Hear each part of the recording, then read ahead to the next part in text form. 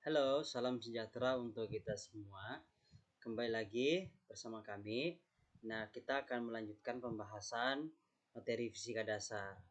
Nah, pada kesempatan kali ini kita akan membahas tentang kalor. Nah, langsung saja yang pertama adalah pengertian suhu. Jadi bukan mungkin lagi ya, kita sering sekali mendengarkan pertanyaan berapa suhu benda ini, misalnya suhu eh, matahari kira-kira misalnya seperti apa, kemudian suhu cuaca pada hari ini berapa. Nah, apa sih sebenarnya suhu itu ya? Jadi suhu adalah besaran fisika yang hanya dapat dirasakan. Tubuh kita dapat merasakan suhu dalam bentuk rasa panas atau dingin. Ketika kita menyentuh es misalnya, otak memberikan informasi rasa dingin. Ketika kita berada di terik matahari, otak memberikan informasi rasa panas. Nah, tampak di sini bahwa suhu itu merupakan ukuran derajat panas suatu benda. Pada suhu lebih tinggi, atom-atom atau molekul-molekul penyusun benda itu bergetar lebih kencang. Akibatnya apa? Energi yang dimiliki oleh partikel menjadi lebih tinggi. Nah, ketika kita menyentuh benda tersebut, maka akan terjadi perpindahan energi yang cukup besar dari partikel benda ke tangan kita, sehingga kita akan merasakan lebih panas. Jadi panas dinginnya suatu benda itu dipengaruhi oleh atom-atom atau molekul penyusun benda yang sedang bergetar, seperti itu. Nah, kalau suhu itu adalah ukuran derajat panas satu benda, berarti tentu ada skala. Ada skala. Jadi agar semua orang di seluruh dunia menyimpulkan nilai suhu yang sama, seragam, maka tentu harus ditetapkan skala suhu secara internasional. Jadi dua peristiwa yang sering kita gunakan sebagai acuan penetapan adalah peleburan es pada tekanan 1 atmosfer dan air yang mendidih pada tekanan 1 atmosfer. Suhu peleburan es pada tekanan 1 atmosfer biasa kita sebut sebagai titik acuan. Sedangkan suhu didih air pada tekanan 1 atmosfer itu kita sebut dengan titik acuan atas. Ya, jadi es yang melebur itu titik acuan bawah, sedangkan air yang mendidih itu kita kenal dengan titik acuan atas. Ada beberapa skala-skala yang sering sekali kita dengar ya. Di Indonesia paling banyak digunakan adalah Celsius. Di luar negeri ada Fahrenheit, ada Reaumur, ada Kelvin. Nah, sekarang kita akan membahas tentang suhu atau skala suhu Reaumur. Yang paling penting sebenarnya kita harus hafal dari 4 skala suhu ini adalah titik acuan bawahnya berapa dan titik acuan atasnya berapa. Nah, kalau Reaumur itu menggunakan es murni melebur ditetapkan sebagai suhu 0 derajat. Ini suhu paling bawahnya. Sedangkan untuk air yang mendidih pada tekanan 1 atm itu diterapkan 80. Nah, 80. Jadi paling rendah 0, paling tinggi 80. Ketika kita memanaskan es yang sedang melebur menjadi air yang mendidih pada tekanan 1 atmosfer udara terbuka, maka dengan kata lain kita menaikkan derajatnya menjadi 80, 0 ke 80. Ya, seperti itu, atau 80 derajat Reaumur. Nah, kemudian ada skala Celsius. Kalau skala Celsius untuk suhu bawah yaitu suhu es murni pada tekanan 1 atm itu ditetapkan 0 derajat Celcius. Tetapi untuk skala atasnya yaitu skala air murni yang mendidih pada tekanan 1 atm itu diterapkan 100. Artinya jika kita ingin ya memanaskan es yang sedang melebur sehingga menjadi air yang mendidih pada tekanan 1 atm, kita perlu menaikkan suhu sebesar 100 derajat Celcius. Kemudian kita lanjut, ada skala Fahrenheit. Nah, skala Fahrenheit ini cukup unik. Jadi untuk suhu es murni yang melebur pada tekanan 1 atm digunakan suhu 32 derajat. Sedangkan untuk suhu air yang mendidih pada 1 atm diterapkan 212 derajat. Artinya apa? Untuk memanaskan es yang sedang melebur sehingga menjadi air yang mendidih pada 1 atm, kita perlu menaikkan suhu sebesar 180 derajat. Nah, atau 180 Fahrenheit. Nah, dan yang terakhir ada Kelvin. Kelvin inilah yang menjadi standar internasional. Nah, jika suhu zat terus didinginkan, maka zat tersebut akan berubah wujud dari gas menjadi cair. Ya. Lalu jika berubah menjadi padat. Jadi jika suhu terus didinginkan, maka zat akan berubah dari gas menjadi cair, lalu berubah menjadi padat. Jika diturunkan terus-menerus, maka getaran-getaran atom dalam zat semakin lambat. Nah, ketika diturunkan lagi, maka atom-atom tidak lagi bergerak. Untuk semua zat yang ada di alam semesta, didapatkan bahwa suhu ketika semua partikel bergerak lagi itu sama dengan minus 273 Celcius. Jadi dia Kelvin itu bukan suhu ini ya, bukan suhu air murni yang melebur atau suhu air murni yang mendidih, tetapi dia menggunakan dasar yang setelah tadi kita bahas. Nah, penetapannya seperti apa? Jadi suhu ketika partikel-partikel zat di alam semesta tidak bergerak lagi, itu dipilih sebagai acuan bawahnya. Suhu titik acuan bawah ini diambil sebagai 0 derajat mutlak atau 0 Kelvin. Sedangkan besar kenaikan suhu untuk tiap kenaikan skala Kelvin itu sama dengan besar kenaikan suhu untuk tiap kenaikan skala Celcius. Jadi sama kenaikannya. Oleh karena itu, untuk ini ya tinggal kita Kelvin itu tinggal kita jumlahkan dengan Celcius. Jumlahkan 273 ya. Jadi dengan demikian hubungan antara skala Kelvin dan Celcius, skala Kelvin itu sama dengan Celcius ditambah 273. Nah, jadi suhu paling bawahnya itu adalah kenaikannya Celcius dengan Kelvin itu sama saja. Cuma kalau suhu paling bawah, kalau kita itu ada 0 derajat, nah kalau Kelvin itu pakai min 273. Kalau Celcius itu pakai 100, kita maksudnya adalah di Indonesia ya, umumnya pakai Celcius. Kalau Celcius pakai 100, maka Kelvin itu berarti 373. Nah, seperti itu.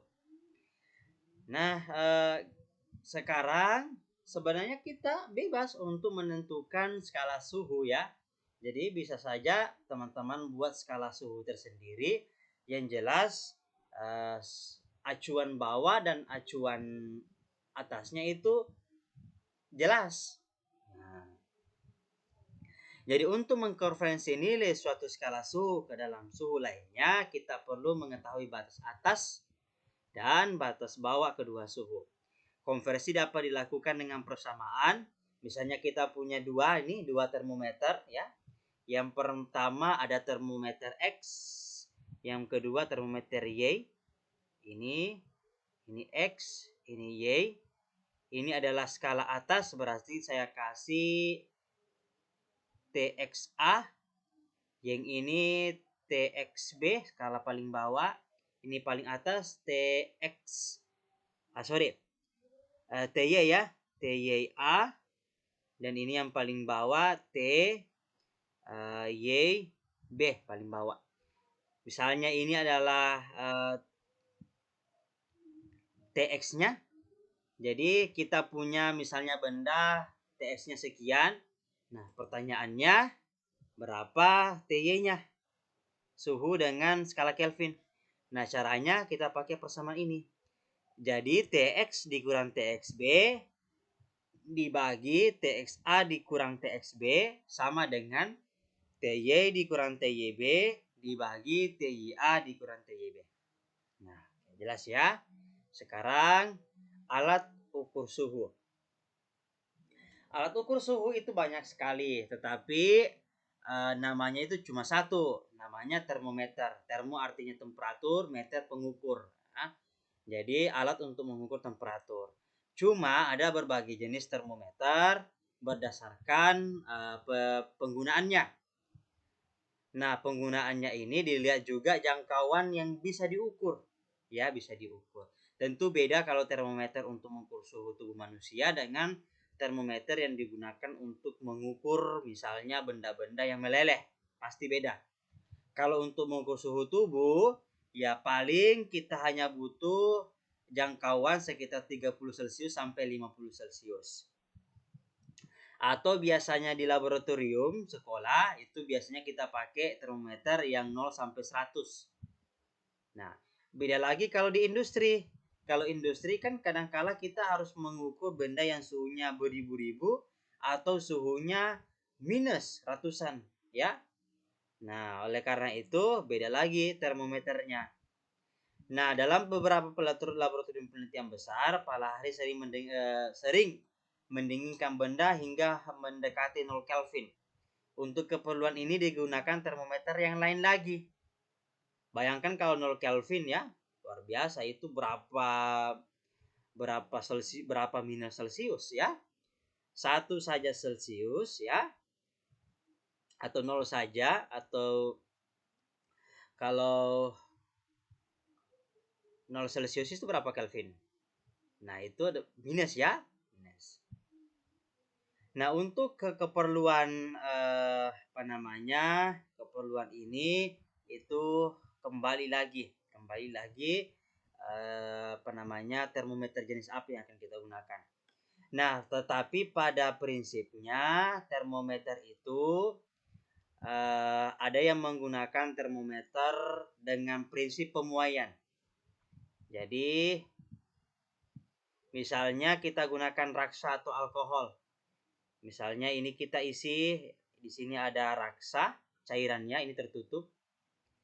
Atau misalnya alkohol. Tentu beda-beda penggunaannya. Jadi raksa alkohol itu kelebihan dan kekurangan itu masing-masing ada. Nah, di sini prinsip penggunaan termometer itu adalah kita menggunakan sebuah zat cair yang sangat sensitif. Maksudnya adalah jika ada perubahan temperatur, dia akan memuai. Jadi kalau akan memuai, nah nanti akan kelihatan berapa skalanya. Nah, itulah derajatnya. Contoh misalnya, jadi saya punya air awalnya 27 derajat Celcius di skala 27.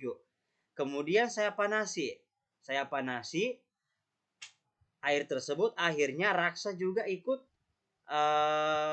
panas dan memuai akhirnya naik ketinggiannya menjadi, misalnya kalau dia mendidih, airnya mendidih, maka suhu raksa ini menjadi kalau airnya mendidih, maka si raksa ini akan naik dan menunjukkan skala 100 derajat Celcius. Jadi prinsip kerja termometer ini adalah prinsip pemuaian. Ada juga yang menggunakan prinsip warna ya, pencahayaan. Jadi warna suhu mempresentasikan penampakan visual cahaya. Nah, itu juga akan menunjukkan temperaturnya ya. Jadi konsep warna suhu memiliki peran penting dalam bidang fotografi, pencahayaan, videografi, penerbitan, manufaktur, astrofisika, dan sejumlah bidang lainnya. Misalnya begini nih, kita lihat api kan ya, api. Kadangkala kita lihat apinya itu berwarna merah atau kekuning-kuningan, atau kadangkala kita melihat biru. Nah, warna itu sebenarnya bisa kita prediksi berapa temperaturnya. Kalau misalnya warnanya biru muda itu sekitar 5000 Kelvin. Kalau misalnya dia biru kuning-kuningan itu 4000 2000 4200 Kelvin. Nah, kalau misalnya warnanya itu kuning berarti 3200 Kelvin. Nah, kemudian dan lain sebagainya. Itu warna itu akan menunjukkan temperatur ya, temperatur. Nah, ini ada tambahan juga suhu dan pertumbuhan bakteri. Jadi bakteri bisa tumbuh pada makanan yang disimpan. Nah, laju pertumbuhan bakteri bergantung pada suhu penyimpangan makanan. Bakteri dapat berkembang pada suhu 5 sampai dengan 65. Jadi 5 sampai 65 itu bakteri dapat berkembang di situ. Perkembangan tercepat bakteri itu sekitar 37 derajat Celcius. Nah, pada suhu di bawah 5, bakteri tidak dapat berkembang. Dan pada suhu di atas 65, bakteri akan mati. Suhu antara 5 sampai 65 itu disebut dengan daerah berbahaya. Karena di sini bakteri sangat mudah untuk tumbuh. Pada suhu sekitar 37, bakteri berkembang sangat cepat. Bisa dengan jumlah awal 100 bakteri, maka setelah 2 jam itu bisa bertumbuh menjadi 6000 bakteri. Nah, kemudian 5 jam membelah lagi bisa menjadi 3 juta bakteri. Bayangkan luar biasa biasanya ya. Jadi oleh karena itu kita harus hati-hati ketika menyimpan makanan. Hindari penyimpanan pada suhu sekitar 37. Karena di sini bakteri itu akan sangat mudah untuk berkembang. Nah, kalau begitu agar bakteri ini tidak tumbuh, maka sebaiknya kita simpan di dalam mesin pendingin. Ya, simpan dalam mesin pendingin. Nah, sebaiknya mesin pendingin itu di bawah 5 derajat Celcius. Kalau di bawah 5, maka mereka tidak akan bisa tumbuh. Mereka tidak akan tumbuh, tapi belum tentu mati. Ya, belum tentu mati. Mati itu ketika kita memanaskan sampai 100 Celcius. Kalau 100 Celcius itu sudah mati. Makanya makanan itu supaya tidak basi itu dipanasi sampai 100 derajat Celcius. Mendidih. Nah, kemudian kita lanjut ke materi tentang efek kalor pada benda. Jadi apa itu kalor? Kalor itu menyatakan energi. Ya, energi panas atau biasa disebut energi panas. Nah, energi panas ini itu mengakibatkan terjadi efek atau peristiwa pada sebuah benda. Apa itu? Yang pertama, misalkan kita menyentuh dua benda, di mana satu benda memiliki suhu tinggi dan benda lainnya memiliki suhu rendah. Jika ditunggu cukup lama, jadi kita sentuhkan nih. Kita sentuhkan dua benda, yang satu rendah, yang satu tinggi suhunya. Kalau kita tunggu, maka lama-kelamaan suhu yang tinggi ini akan turun. Sedangkan suhu yang rendah akan naik sampai dihasilkan suhu yang setimbang. Artinya apa? Terjadi aliran kalor. Yang kedua, jika kita tempatkan air dingin di atas kompor, jadi jika kita tempatkan air dingin di atas kompor yang menyala, maka suhu air lama-kelamaan akan naik dan pada akhirnya mendidih. Jadi sekitar 100 Celcius. Jadi yang kedua, kalor bisa menaikkan temperatur benda. Oke. Kemudian selanjutnya, jika air hangat dimasukkan dalam bagian pembeku atau freezer, kulkas, maka lama-kelamaan suhu air menurun. Jika terus dibiarkan, air akan membeku. Artinya apa? Terjadi perubahan wujud. Ya, terjadi perubahan wujud. Nah, untuk menjelaskan maksud tersebut, para ahli fisika memperkenalkan satu jenis energi. Inilah yang disebut dengan kalor. Energi kalor tersebutlah yang mempengaruhi suhu benda. Energi kalor dapat berpindah dari satu benda ke benda lain. Hubungan kalor dengan suhu benda adalah makin besar energi kalor yang dimiliki benda, makin tinggi suhu benda. Energi kalor berpindah dari benda bersuhu tinggi ke benda yang bersuhu rendah. Jelas ya?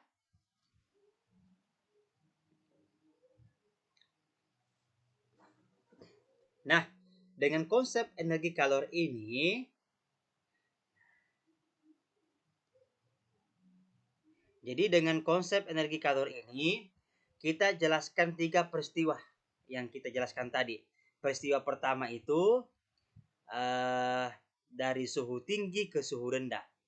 Jadi benda yang semula bersuhu rendah mengalami pertambahan energi kalor sehingga suhunya meningkat. Sehingga yang satunya mengalami pengurangan kalor sehingga suhunya menurun. Itu kesimpulan pertama.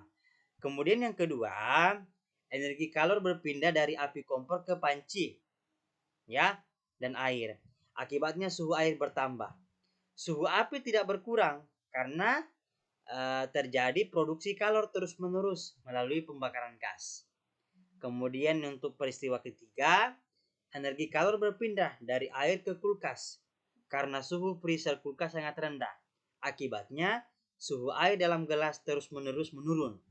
Suhu freezer ini tidak naik karena terjadi penyedotan kalor keluar oleh bagian pendingin kulkas. Nah, jadi jelas ya. Kemudian kita akan lanjut tentang satuan energi kalor. Para ahli telah sepakat bahwa satuan energi kalor itu adalah kalori. Biasa kita singkat kal. Nah, definisi yang telah disepakati untuk 1 kalori itu adalah 1 kalori sama dengan energi yang dibutuhkan untuk menaikkan 1 gram air murni sebesar 1 Celcius. Jadi satuan energi dalam sistem internasional itu adalah joule. Karena orang yang pertama kali menentukan relasi antara satuan kalori dengan joule adalah Mr. Joule itu sendiri. Ia melakukan percobaan sederhana seperti ini. Ini adalah bentuk konversi ya, konversi dari mekanik menjadi kalor. Air murni itu dimasukkan ke dalam tangki ini yang berisi baling-baling. Tangki tersebut tersekat dengan baik, disekat sehingga tidak ada kalor yang dapat masuk atau keluar. Nah, baling-baling itu dihubungkan dengan sebuah beban. Ini baling-baling dihubungkan dengan sebuah beban ini pada ketinggian tertentu. Nah, baling-baling ini, ketika beban ini kita lepas, maka akan turun sejauh H. Nah, setelah turun sejauh H, laju beban itu diukur. Ya. Pengukuran Joule menunjukkan bahwa energi kinetik akibat yang dihasilkan oleh beban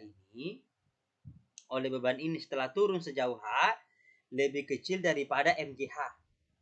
Jadi ada sebagian energi kinetik yang hilang. Ya. Saya ulangi. Ini kan dia jatuh berarti ada energi kinetiknya. Dia dari ketinggian awal berarti dia punya energi potensial. Ternyata dari pengukurannya si Mr. Joule ini menemukan bahwa energi kinetiknya setelah turun ternyata lebih kecil dibandingkan MGH. Berarti ada energi kinetik yang hilang. Nah, energi kinetik yang hilang tersebutlah yang berubah menjadi panas di dalam sini, kalor. Itulah yang kemudian memanaskan air. Nah, yang merupakan hasil konversi putaran baling-baling. Persamaan yang tepat menjelaskan percobaan Joule adalah energi potensial atau MGH itu sama dengan energi kinetik benda ini /2 mv kuadrat ditambah kalor. Ya, kalor yang dihasilkan. Jadi, Joule mengukur bahwa pertambahan energi dan kehilangan energi kinetik beban. Jadi, Joule ini berhasil ukur berapa pertambahan energi air dan berapa energi yang hilang, ya, energi kinetik. Kemudian Joule menyimpulkan sesuatu bahwa untuk menaikkan suhu 1 kg air murni di dalam sini, ya, sebesar 1 derajat Celcius, kita perlu kehilangan energi sebesar 4,184 Joule. Inilah kemudian yang menjadi penyetaraan bahwa satu kal itu sama dengan 4,184 Joule. Inilah energi yang hilang, ya, energi yang hilang untuk menaikkan temperatur benda cair 1 gram sebesar 1 Celcius. Oke.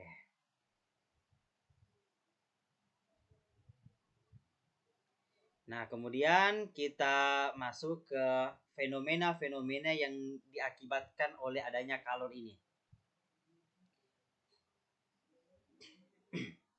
Jadi kalor ini mengakibatkan dua fenomena. Apa itu? Yang pertama, mengubah suhu benda. Yang kedua, mengubah wujud zat. Mengubah suhu benda, misalnya tadi kita punya air, kita ingin panasi. Awalnya suhunya misalnya 27, kemudian kita panasi terus-menerus. Nah, kita panasi suhunya, kita panasi terus-menerus, kita berikan kalor terus-menerus, apa yang terjadi? Ternyata terjadi kenaikan suhu benda. Jadi kalor mengubah suhu benda. Jadi saya ulangi, kita berikan kalor kepada air, jadi kita ada panci, kemudian kita berikan kalor, kita berikan terus-menerus, suhunya dari 27 menjadi 100, nah, itu menunjukkan bahwa kalor mengubah suhu benda. Atau misalnya begini, kita lanjutkan. Jadi dari 100, kita terus kasih lagi kalor terus-menerus, lama-kelamaan air yang tadi yang mendidih itu berubah menjadi uap. Nah, artinya apa? Ya, kalor mengubah wujud zat, mengubah bentuknya.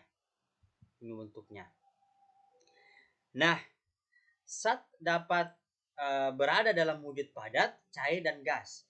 Pada suhu di bawah 0 Celcius, air berada dalam wujud padat atau es. Sedangkan antara 0 sampai 100, air dalam wujud cair atau kita sebut air. Sedangkan di atas 100, air berada dalam wujud gas atau uap. Es yang memiliki suhu di bawah 0 akan mengalami kenaikan suhu jika menyerap kalor. Ketika kalor diberikan terus-menerus, maka suhunya terus naik hingga mencapai 0. Dan ketika kalor diberikan pada es yang bersuhu 0, maka tidak terjadi perubahan suhu, tetapi yang terjadi adalah perubahan wujud, ya, dari es menjadi air. Namun semuanya berada pada suhu tetap 0 Celcius.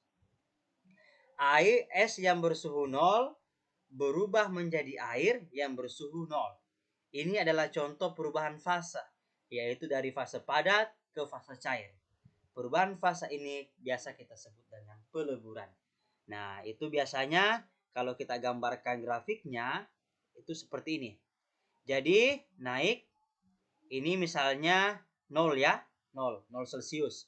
Jadi, misalnya ini 5, min 5, naik, temperatur es itu, kemudian berubah wujud. Kalau dia berubah wujud akan datar, tapi suhunya tetap 0. Nah, setelah dia semuanya berubah wujud, mencair, dari es menjadi cair, maka dia akan naik suhunya. Suhunya naik, misalnya 100. Ini dalam bentuk air, cair. Nah, di atas 100 kalau terus dipanasi, dia akan berubah wujud menjadi uap, tetapi suhunya tetap 100. Hingga jika dipanasi lagi akan naik lagi. Nah, seperti itu. Nah, dan sebaliknya.